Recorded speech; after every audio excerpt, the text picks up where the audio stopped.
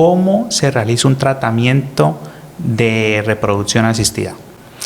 Bueno, Jesús, para responder esa pregunta es importante hablar de cuál de los tratamientos. ¿Listo?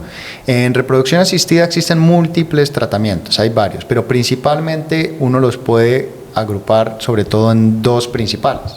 El primero de ellos es la inseminación intrauterina, que es un tratamiento de baja complejidad. El segundo es la fertilización in vitro, que es un tratamiento pues ya de alta complejidad. Iniciando por la fertilización in vitro, que es quizá uno de los que más se realiza, podríamos decir que el primer paso es estimular los ovarios de la mujer, es decir, dar unos medicamentos para que dentro de los ovarios de la mujer maduren varios folículos, que son unas estructuras como unas bolsitas en donde vienen contenidos los óvulos de la mujer. Esos folículos se maduran durante aproximadamente 9-10 días y 12 días, o sea en el día 12 sacamos esos óvulos que están en esos folículos a través de la vagina, ¿cierto? Mediante una aguja y una guía ecográfica y utilizando sedación, obviamente, para que no haya dolor. Esos óvulos que sacamos de los folículos, ¿cierto?, que están dentro de los ovarios de la mujer, los pasamos por una ventanita que conecta el quirófano con el laboratorio de fertilización in vitro. Y en el laboratorio de fertilización in vitro, las embriólogas, que son las profesionales que se dedican a toda la parte de los procedimientos en el laboratorio, toman esos óvulos y toman una muestra de semen del esposo de la paciente, ¿cierto?, de la mujer. Y de esa muestra de semen toman un espermatozoide para cada uno de los óvulos que se sacó de la mujer y unen el espermatozoide con el óvulo, es decir, introducen un espermatozoide dentro de cada óvulo de la mujer para que de esa manera se generen embriones, es decir, bebés o seres humanos en su etapa más inicial del desarrollo. Esos embriones se quedan en el laboratorio de fertilización in vitro aproximadamente 5 días en unos medios de cultivo especiales que les provee pues todos los nutrientes y todas las condiciones necesarias para que se desarrolle. Y al 5.º día se selecciona el mejor o máximo los 2 mejores de esos embriones y se transfiere de nuevo, o sea, se pone de nuevo a través de una canulita muy pequeña, sin necesidad de anestesia porque no duele, a la cavidad del útero de la mujer, para que de esa manera la mujer quede embarazada. Esa es la fertilización in vitro. La inseminación intrauterina es parecido, es decir, se estimulan también los ovarios de la mujer, pero se estimula de manera menos intensa para que logremos madurar más o menos 2 o 3 folículos, ¿cierto? Y más o menos también en el día 12 ponemos otro medicamento para que la mujer ovule los óvulos que están dentro de esos folículos y 36 horas después se toma una muestra de semen del esposo, ¿cierto? Se capacita, se pasa por un proceso en que se optimiza el semen del esposo y a través de una sonda muy pequeña se pone dentro de la cavidad uterina de la mujer para que los espermatozoides del esposo vayan y busquen los óvulos de la mujer, ¿cierto? Los fertilicen y de esa manera pues se genere un embarazo. Entonces esas son, digamos, a grandes luces cómo se hacen los 2 principales tratamientos de reproducción asistida. Ese tema ya depende mucho también del proceso o cómo ven las parejas cuando llegan a una consulta. Sí, claro. A ver, ¿qué es lo importante? Que cada tratamiento o más bien que cada pareja, ¿cierto?, va a requerir, digamos, un tipo de tratamiento de acuerdo a sus necesidades, de acuerdo a su diagnóstico de infertilidad, ¿cierto?, a la causa que está ocasionando que no se haya logrado el embarazo, ¿cierto?, y algunas condiciones como la edad, sobre todo la edad de la mujer, cómo están las trompas uterinas de la mujer, si están permeables, es decir, si están destapadas o no, cómo está la calidad del semen del hombre y bueno, muchas otras consideraciones que nosotros los especialistas en reproducción tomamos en cuenta, ¿cierto? Y proponemos opciones de manejo para las pacientes, para las parejas, para que sean ellas a fin de cuentas quienes tomen la decisión final basado pues en toda la información que nosotros le damos y toda la asesoría que nosotros le damos. ¿Eso que explicaste hacen parte también de las causas de infertilidad o siempre hay otras causas que van sumando? Sí, correcto. Digamos que, bueno, en términos de causas de infertilidad, ¿cierto? ¿Cuáles son? Pues uno podría agruparlas. Imagínate una torta, ¿cierto? Uno puede partir esa torta más o menos en 3 segmentos prácticamente iguales, parecidos. Entonces, la tercera parte de las veces, ¿cierto? La causa de infertilidad va a ser la causa masculina, es decir, una dificultad a nivel del semen del hombre, ¿cierto? Que puede ser o en concentración, es decir, en número de espermatozoides por cada mililitro, que puede estar bajo, ¿cierto? O puede ser en motilidad, es decir, que no haya suficiente porcentaje de espermatozoides que naden, que se muevan de manera adecuada para ir a buscar el óvulo de la mujer e inseminarlo, ¿cierto? O fertilizarlo. Y otra causa puede ser que haya un porcentaje insuficiente de espermatozoides normales dentro del semen, ¿cierto? O sea, un espermatozoide tiene una cabeza, una cola, ¿cierto? Y la cabeza pues debe estar de una forma adecuada, la cola debe estar de una forma adecuada, no puede haber de pronto dos colas, dos cabezas dentro de un espermatozoide. Todas esas anormalidades pueden contribuir a que haya una dificultad a nivel de el varón, ¿cierto? Pues para lograr el embarazo. Entonces esa es más o menos como la tercera parte de las veces lo que sucede.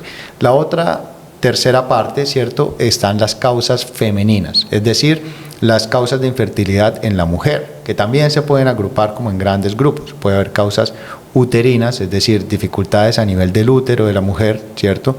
Como puede ser los miomas uterinos cuando estos son grandes o cuando están en cercanía a la cavidad uterina de la mujer, ¿cierto?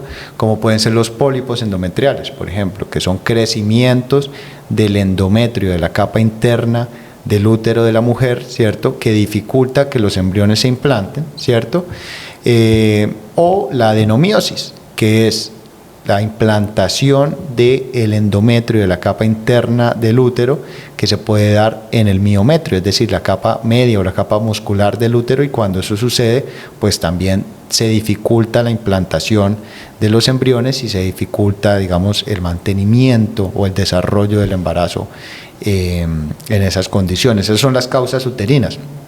Hay otras causas que son bastante comunes, que son las causas tubáricas, es decir, las causas que se dan cuando hay una alteración de la anatomía de las trompas uterinas, que son como los tubitos por medio de los cuales se viajan los espermatozoides a encontrarse con los óvulos de las mujeres, ¿cierto? Ahí es, digamos, donde se forma inicialmente el embarazo y después viaja de nuevo a la cavidad uterina. Entonces esas trompas se pueden tapar, ¿cierto? ¿Por qué? Pues por varias razones. Puede ser por infecciones, ¿cierto? Por algunas bacterias que son comunes, como por ejemplo la clamidia, ¿cierto? Entonces se pueden tapar, o se pueden tapar también por adherencias de la pelvis, que también se puede dar por cirugías previas que se haya hecho en la pelvis de las mujeres, o por la endometriosis, que es una enfermedad pues también bastante prevalente, es decir, bastante frecuente dentro del grupo de mujeres infértiles. Hay otras causas que son las causas ovulatorias, es decir, causas en las que la mujer no tiene un proceso ovulatorio normal, no sale un óvulo a partir de los ovarios de las mujeres de la manera, digamos, coordinada y sincrónica como debería suceder, y cuando eso sucede, pues se dificulta que haya encuentro de ese óvulo con el espermatozoide del varón. Otra causa importante es la causa peritoneal, ¿cierto? Es decir, la causa que se da más que todo por la endometriosis, ¿cierto? Que es una enfermedad importante que afecta hasta el 50%, o sea, hasta la mitad de las mujeres infértiles. La endometriosis es una condición en la que la parte interna del útero, el endometrio, se presentan otras localizaciones como las trompas, los ovarios, la vejiga, el intestino, pueden estar en incluso sitios mucho más lejanos.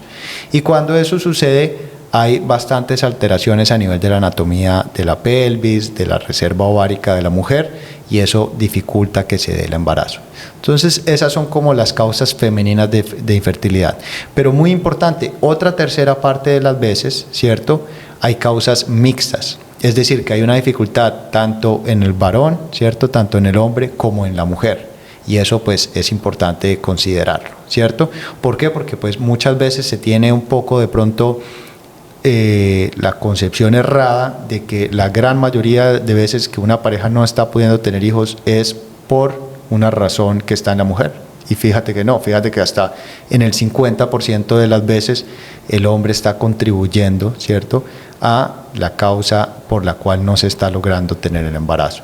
Y después pues queda más o menos un 10%, que es lo que se llama la infertilidad de causa no conocida o de causa idiopática, ¿cierto? Son parejas que no han podido tener un embarazo después de un año de tener relaciones sexuales sin ningún tipo de protección, ¿cierto? Esa es la definición de infertilidad, es decir, pareja que tiene relaciones sexuales 2 a 3 veces por semana durante un año y no han logrado el embarazo, pues ya se considera que hay un problema de fertilidad.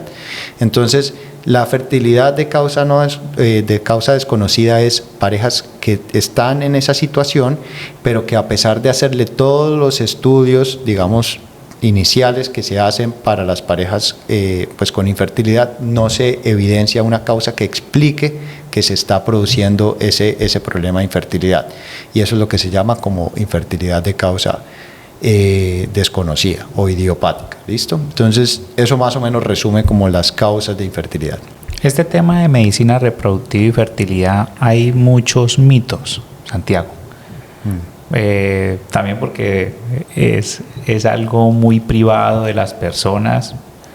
Luego vamos a hablar cómo te llegan los pacientes, si te llegan en pareja, primero las mujeres, primero el hombre. ¿Qué mitos puedes desmentir para que las personas ya sepan? Porque muchas veces lo ven en redes y lo asumen como si fuera ya cierto. Sí, correcto. Bueno, sí, yo creo que es bien importante. Yo creo que parte de la importancia de estos espacios así tan valiosos como los que tú has estado desarrollando con este podcast es como acercar pues a la población en general a temas pues que son de interés para ellos, ¿cierto? Obviamente la fertilidad pues es un tema de interés pues para cualquier persona. Mitos. Primer mito, pensar que la infertilidad es algo, digamos, que solamente les sucede a ellos, ¿cierto? Es decir, una pareja empieza a tener dificultades para tener hijos, ¿cierto? Y se siente muy aislada porque siente que todo el mundo está teniendo hijos y que todo el mundo tiene hijos de manera muy fácil y que ellos están como solos con esa dificultad. Y la realidad es que no, la realidad es que 1 de cada 8 parejas tiene dificultades para tener hijos. Entonces eso es pues bastante, pues en cierta manera frecuente, no es algo como tan aislado, ¿cierto? Eso es un primer mito y es un mito importante porque en la medida en que la gente pues entienda que si se enfrentan a este problema, otras parejas ya han pasado por ese problema, pues se pueden sentir un poco, digamos, más acompañadas, ¿cierto? Y pueden empezar a buscar soluciones como lo han hecho, digamos, otras personas antes y de esa manera pues lograr su objetivo de conformar su familia. Eso es un primer mito. Otro mito importante es ese que mencionaba antes, que la infertilidad es un problema de la mujer y la verdad es que no, la infertilidad es un problema de la pareja. Independientemente de digamos, dónde esté la causa, cuando una pareja pues acude o se enfrenta a una dificultad para tener hijos, ¿cierto?, para quedar embarazados, finalmente pues el asunto es de ambos, ¿cierto?, porque el anhelo de tener ese embarazo pues es de ambos, ambos van a construir ese hogar, esa familia.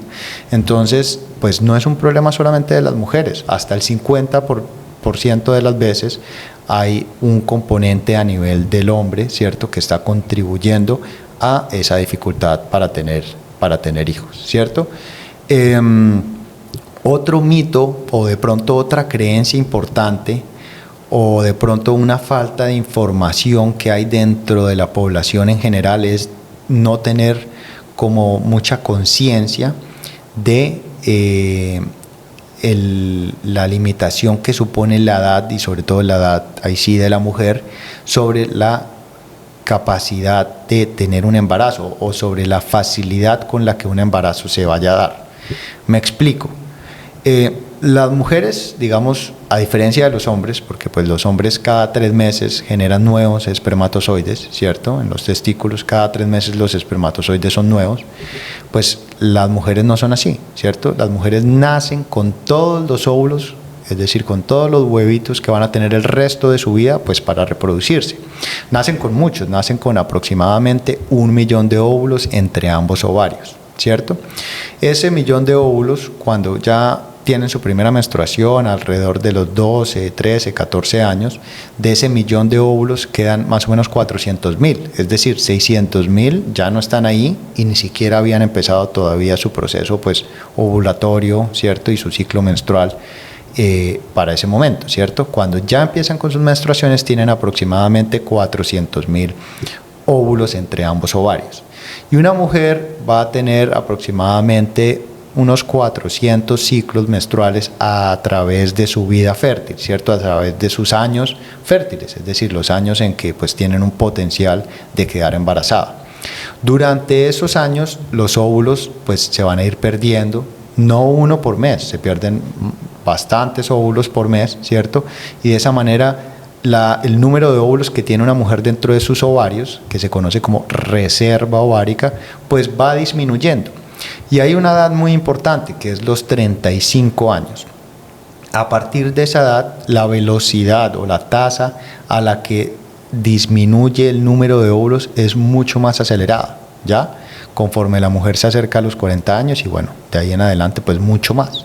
Entonces, un mito importante o una información importante a desmentir es que, o a tener conciencia sobre todo, es que pues es importante que las mujeres estén conscientes de el rol que juega la edad sobre la facilidad con la que van a conseguir el embarazo, ¿ya?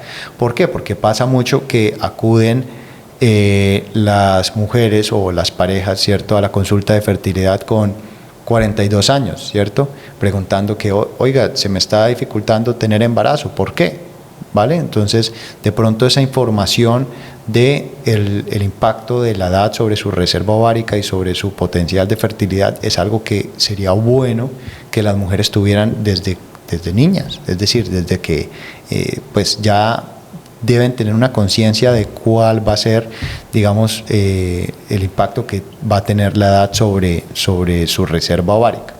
No para anticipar las cosas o no para, digamos, apurar a las mujeres a tener embarazo, pero sí que haya un entendimiento sobre su cuerpo y sobre la capacidad o la facilidad con la que puedan tener el embarazo de acuerdo a su edad.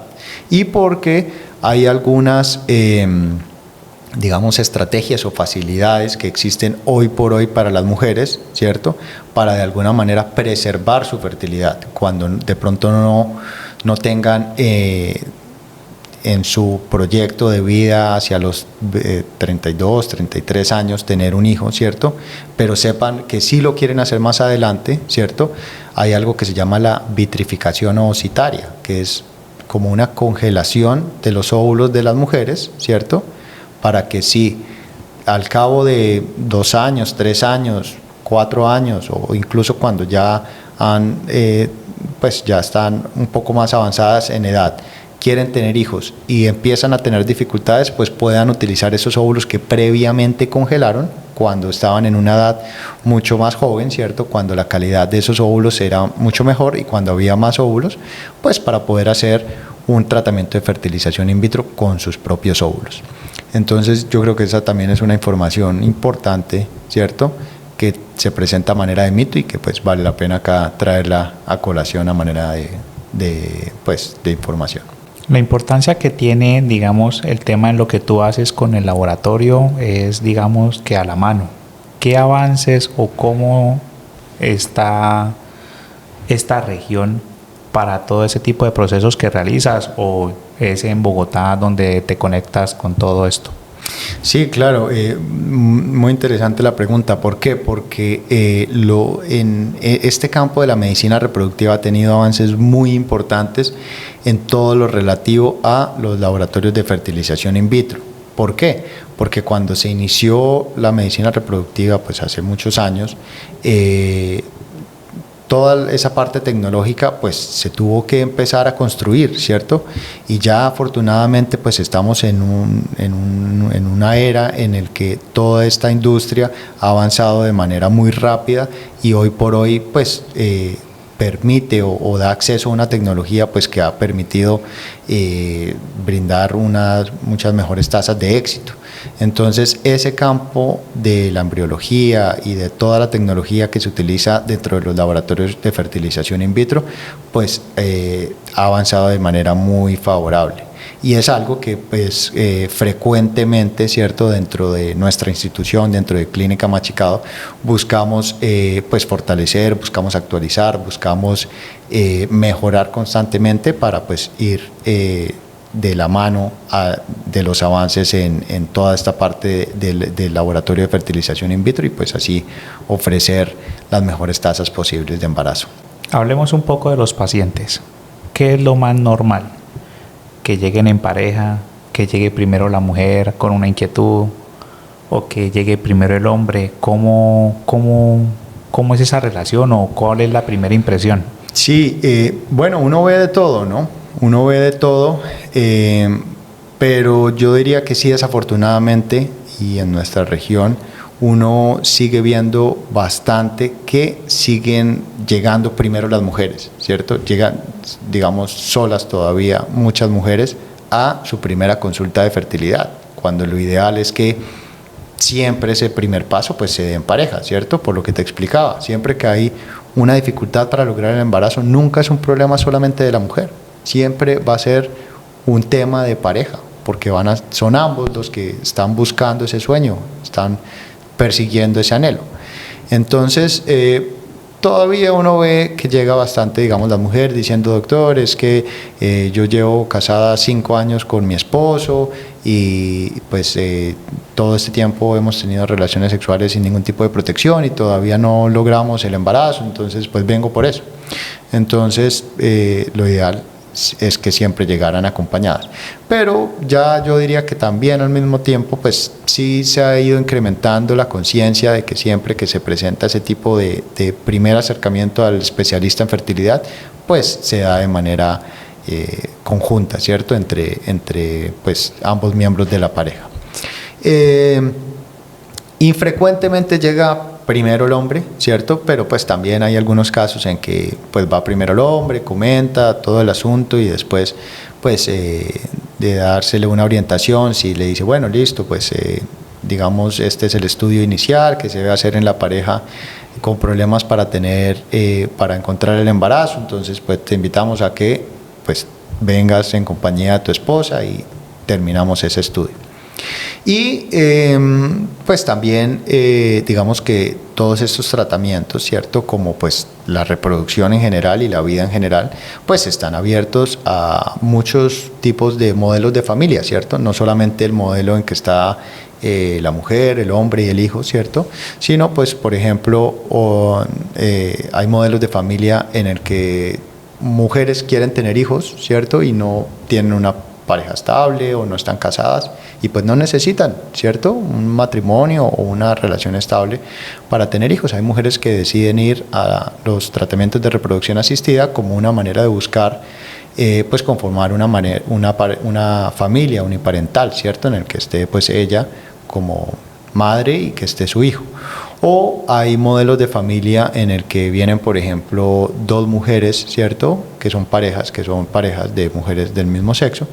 Y en esos casos, últimamente se ha implementado mucho algo que se llama el método ROPA, que se llama recepción de ovocitos de la pareja, ¿cierto? Consiste en que una de las miembros de la pareja aporta los óvulos, ¿cierto?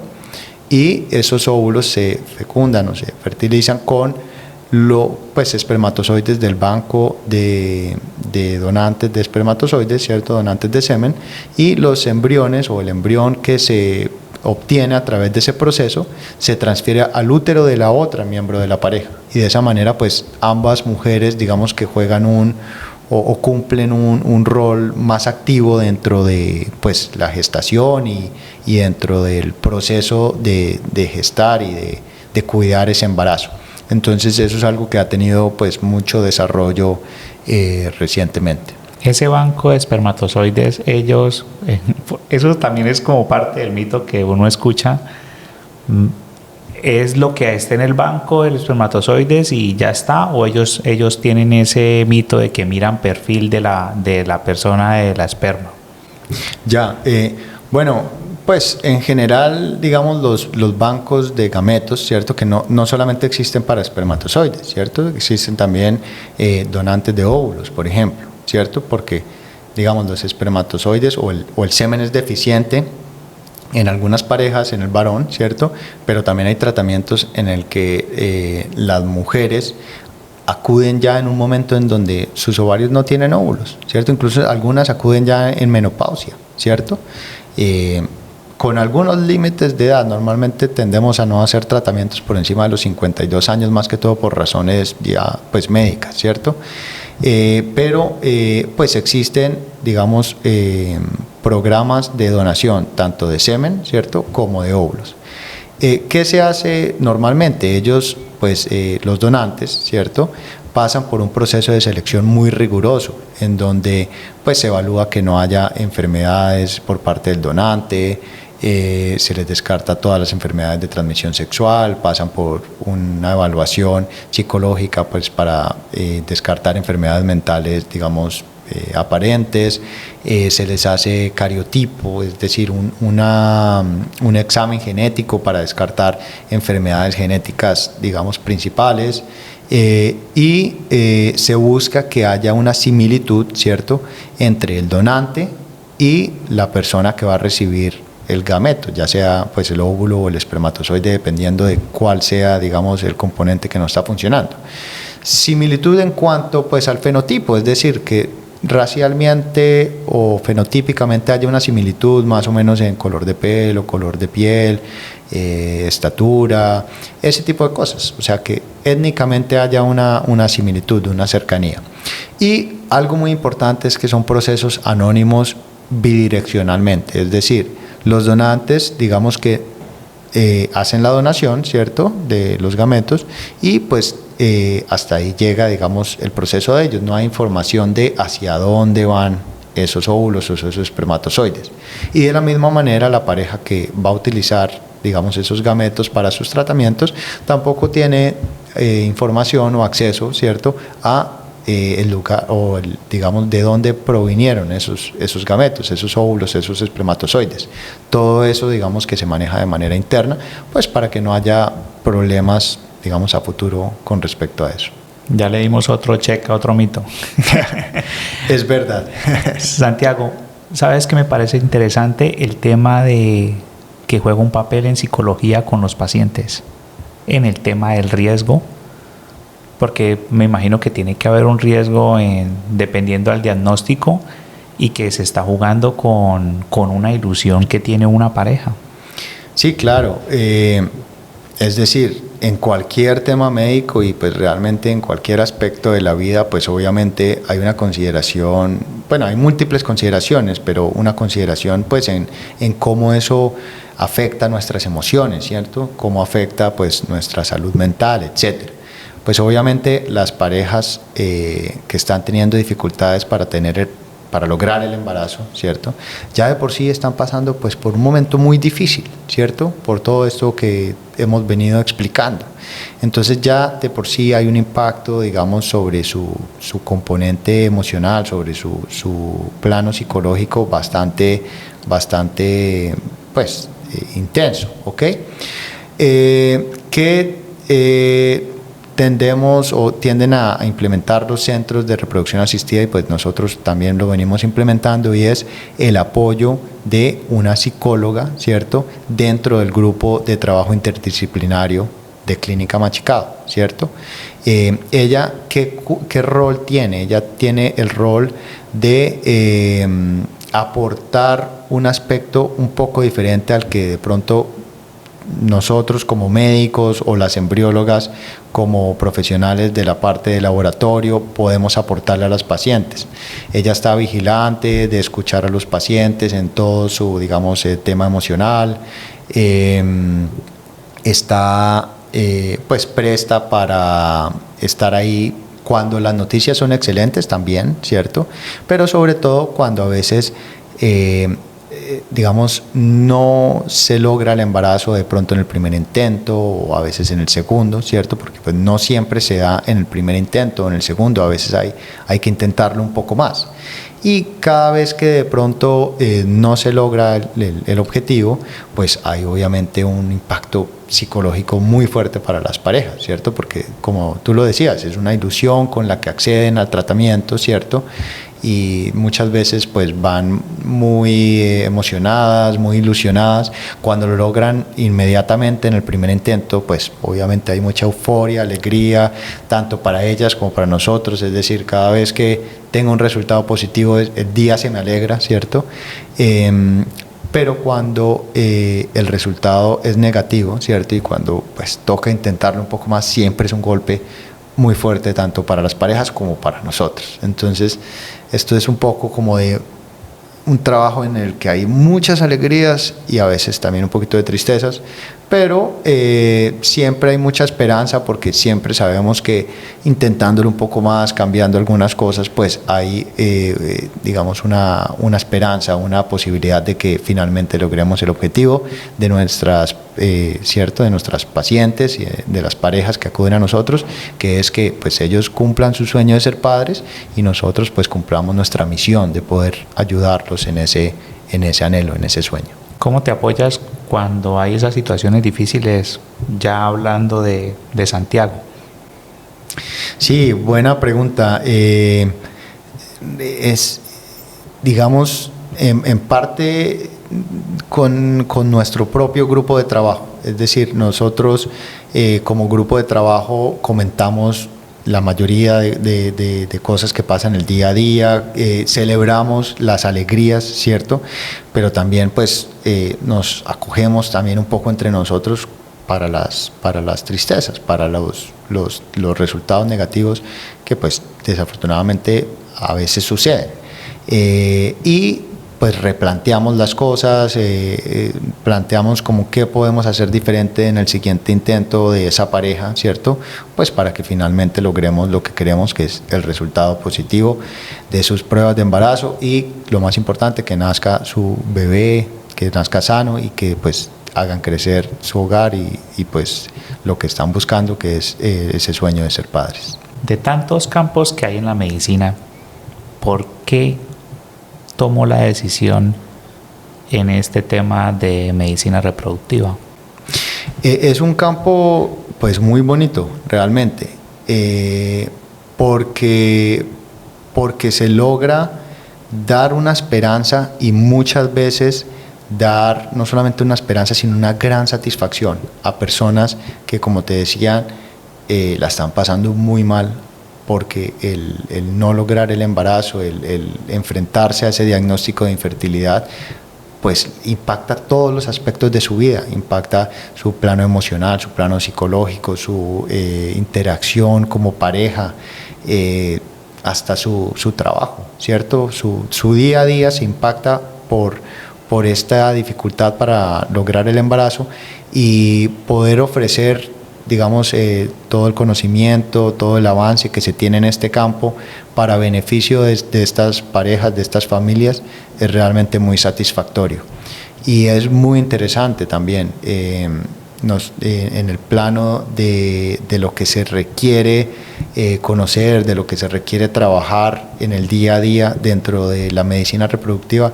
Es muy interesante porque hay que saber realmente y hay que dominar bastante bien y a profundidad una gran o muchos aspectos de la ginecología.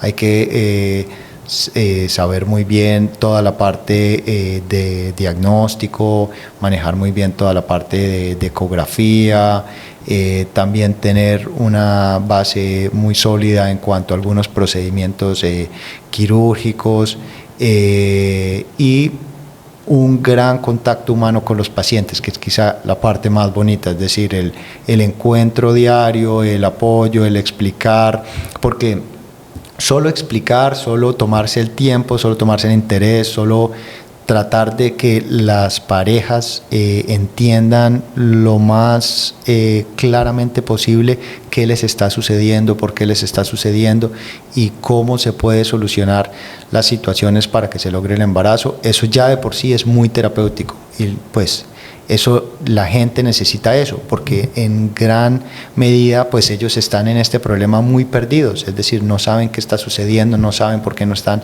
consiguiendo el embarazo, hay mucha frustración, hay mucho desespero, y en la medida en que uno va acumulando conocimiento y fortaleciéndose en este campo, pues uno puede poco a poco ir calmando, digamos, esa desolación y transformándola pues en esperanza y en alegría la gran mayoría de las veces. Entonces es la verdad muy, muy bonito este trabajo. ¿Cómo es un almuerzo en su casa o cómo era un almuerzo antes con un padre que es especialista también, con tu hermana? ¿Cómo eran esas tardes y cómo pudieron conformar entre ustedes estar, digamos, en un campo similar, apoyándose? Es decir, de pronto en la casa, en el día a día, pues sí hay algo de conversación, de toda esta parte, ¿cierto?, laboral y toda esta parte científica, pero pues tratamos de limitar eso lo más posible al plano del trabajo, ¿cierto?, de la clínica, de manera que pues en el hogar sea un poco más como lo familiar. Pero obviamente pues sí... es ineludible, digamos, pues constantemente estar comentando alguna cosa de lo que sucedió ese día, de ideas para poder mejorar, etcétera. Entonces, bueno, pues creo que es favorable porque pues, o es interesante porque pues cada uno de nosotros trae a la ecuación un punto de vista diferente. Obviamente desde el punto de vista de mi padre, de tantísimos años haciendo, pues dedicado a la medicina, ¿cierto? Estamos hablando de décadas, como 40 y algo de años, pues obviamente pues nos trae gran experiencia y bueno, años y años y años de trabajo. Y por otro lado, pues mi hermana nos aporta toda la parte desde el punto de vista de la embrióloga, de la persona que día a día está en el campo del laboratorio, en contacto con ese mundo microscópico de los embriones, de los óvulos, de los espermatozoides, entonces nos da como ese input. Y digamos que yo en estos años me he dedicado mucho a ofrecer o a traer a esta ecuación un poco como absorber qué está pasando en el mundo, en este campo, conocer, digamos, los últimos avances de la medicina reproductiva, viajar mucho para absorber todo ese conocimiento y pues poder traerlo a la ciudad y poder incorporarlo dentro del grupo de trabajo de Clínica Machicado y pues día a día seguir fortaleciendo el desarrollo de este campo en nuestra ciudad, pues para beneficio de la paciente, de las parejas de nuestra región que pues merecen los mismos estándares de calidad en la medicina reproductiva que se presentan en cualquier capital del mundo. Entonces creo que cada uno como que tiene un estilo y cada uno aporta, digamos, desde un punto de vista diferente. Entonces creo que es complementario. Ahorita, o nosotros organizándonos para esta reunión de podcast, has acabado de llegar de Brasil. Sí, sí. ¿Qué experiencia tienes de allá, ahorita ya con todas las ideas frescas? Sí, curiosamente yo no había ido, cuando era muy pequeño alguna vez hice una escala en Sao Paulo, pero nunca conocí realmente Brasil hasta hace unos años y curiosamente en los últimos años he ido como 4 veces. Cada vez que voy realmente me quedo más impresionado de ese país, del desarrollo que tienen, no solamente en la infraestructura, sino del desarrollo que tienen en las instituciones educativas, del desarrollo que tienen dentro de la medicina, dentro de la ciencia.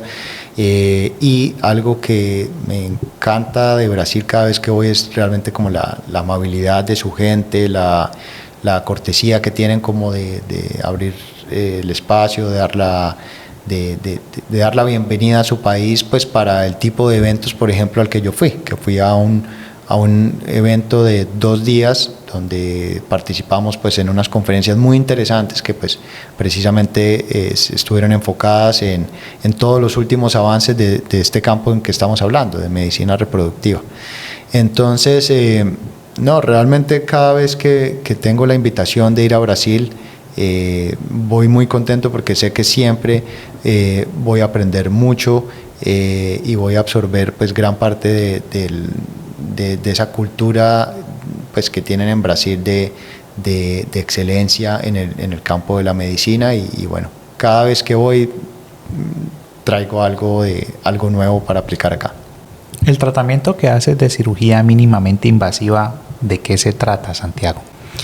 Sí, digamos que yo dentro del campo de la ginecología, ¿cierto? Pues yo soy especialista en ginecología y tengo como dos subespecialidades. Una de esas es la medicina reproductiva, que es esto de lo que venimos hablando, y otro es la cirugía ginecológica mínimamente invasiva. ¿Qué es eso? Es un abordaje quirúrgico, es decir, es una manera de hacer cirugía sin la necesidad de hacer lo que tradicionalmente se hacía, que era pues abrir el abdomen de las mujeres para operar los órganos ginecológicos cuando estos tuvieran alguna enfermedad, ¿cierto? Ya digamos que eso se ha abandonado y se le ha dado campo a la cirugía mínimamente invasiva, que es hacer esas mismas intervenciones sin necesidad de abrir el abdomen, ingresando a través de unos tubitos muy pequeños, ¿cierto? Por el ombligo y por 2 o 3 incisiones muy chiquitas que se hacen por debajo de la línea del bikini, y de esa manera se puede solucionar la gran mayoría de problemas de los órganos ginecológicos femeninos sin necesidad de exponer la cavidad abdominal o la pelvis, pues mediante una incisión pues grande. Y eso ofrece pues muchísimas ventajas, grandes ventajas, como es una recuperación mucho más rápida, incluso la posibilidad de que esas pacientes se recuperen en su casa, es decir, la gran mayoría, el 90% más de intervenciones quirúrgicas que nosotros hacemos de pues muy alta complejidad, se van a la casa al mismo día. Al cabo de 3-4 horas se van a su casa y pues pasan su posoperatorio en su casa sin necesidad de quedarse en la clínica. Esa es una de las ventajas. Otra ventaja es que tiene mucho menor sangrado, menos riesgo de infección, mucha mejor obviamente resultado estético, ¿cierto? Porque pues no hay una incisión grande como la de una cesárea, sino son incisiones muy pequeñas, mucho menos dolor, un regreso mucho más pronto a sus actividades diarias, a sus actividades laborales, a sus pues obligaciones dentro de su familia, dentro de su entorno familiar. Entonces realmente sí es algo en el que nosotros como pues grupo quirúrgico de Clínica Machicado nos hemos dedicado a entrenarnos pues muy bien, ¿cierto? Y en el que ya pues hemos acumulado una gran experiencia y pues eso nos ha dado paso pues a realmente ser el grupo líder en esta región, no solamente en medicina reproductiva, sino también en cirugía ginecológica mínimamente invasiva de pues alta complejidad. Entonces eso ha sido también muy satisfactorio, pues poder avanzar en ese campo y poner eso al servicio de las mujeres de nuestra región, ¿cierto? Que pues de nuevo se merecen los mismos estándares de calidad en atención médica que cualquier mujer en cualquier otra capital de nuestra ciudad y del mundo. ¿Cómo se ha sentido en el tema de las redes ya digamos en esta nueva era?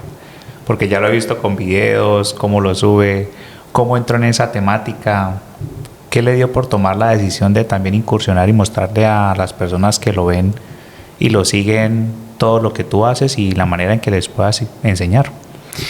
Sí, pues digamos que en esto de redes yo soy bastante nuevo, ¿cierto? Digamos que mi canal profesional o mi perfil profesional de Instagram, dr.santiagomachicado, no lleva más de un año y algo, es bastante reciente. Antes de eso, ¿qué hacía yo? Pues publicaba como en mi cuenta personal como lo que hacía todos los días, y pues lo que hacía todos los días era básicamente estudiar, pues trabajar y estar en congresos. Entonces eso como que le fue llamando la atención a bastantes personas, y cuando ya pues abrí la cuenta profesional, ha sido un poco como lo mismo también, como mostrar como lo que estoy haciendo el día a día y tratar de hablarle a la comunidad de la manera digamos más sencilla posible para transmitir información médica que es muy relevante pues para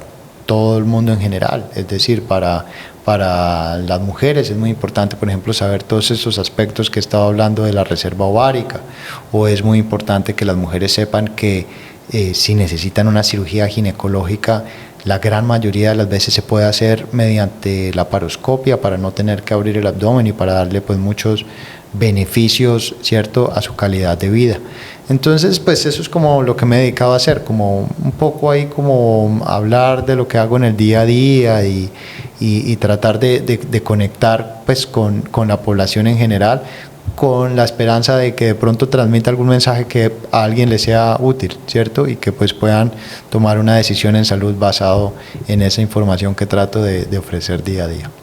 ¿Qué les puedes decir a todas estas personas que están viendo en el cual tú como persona y como ser humano puedes aportar en todo este tema de la medicina reproductiva para que no le tengan miedo? Porque también una parte del mito es esa, que le tienen como miedo a todo ese tema, de pronto sea interno de ellos, de sentir de que ellos son una parte del problema y que esto es algo mucho más normal de lo que la gente piensa. Sí, es verdad, yo creo que sí sigue siendo un poco tabú. Y es importante tratar de erradicar eso, ¿cierto? Es importante tratar de entender que cuando haya un problema de reproducción, pues a la final termina siendo una enfermedad que no debería avergonzarnos, ¿cierto? Que es como ser hipertenso, como ser diabético, como tener otra condición, y que lo pues mejor que podemos hacer es pues buscar ayuda, ¿cierto? Siempre que tengamos una dificultad que sintamos que supera como nuestro entender o nuestras capacidades, pues lo mejor que podemos hacer es lo que hacemos los seres humanos, buscar otras personas que nos pueden ayudar, que nos pueden contribuir, que nos pueden apoyar, que nos pueden ayudar a solucionar esa situación.